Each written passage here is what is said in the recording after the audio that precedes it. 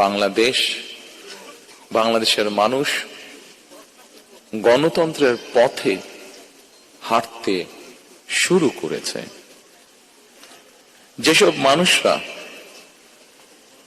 তাদের স্বজন হারিয়েছেন, যেসব মায়েরা তাদের সন্তান হারিয়েছেন, যেসব বোনেরা তাদের স্বামীকে হারিয়েছেন, যেসব সন্তানেরা তাদের পিতাকে হারিয়েছেন, তাদের সত্যিকার ভাবে যদি বলতে হয়,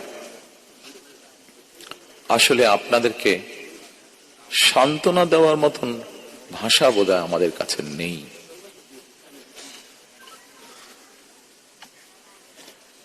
এক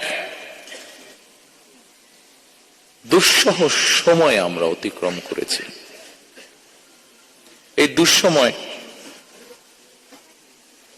এই মঞ্চে দাঁড়িয়ে আজকে এমন কয়েকজন সন্তান তার কষ্টের কথাটি উল্লেখ করে গেছেন, যে সন্তান এক দিনের জন্যও তার পিতাকে হয়তো বা পিতার মুখকে হয়তো দেখার সুযোগ পান নাই, তেমন সন্তান আজ আমাদের ভেতরেই আছে উপস্থিত।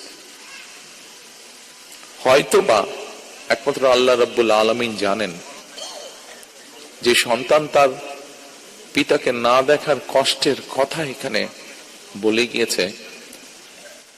আমরা জানি না, একমাত্র রব্বুল আলামিন জানেন সেই সন্তান তার পিতাকে আবার কোনোদিন দেখবে কিনা।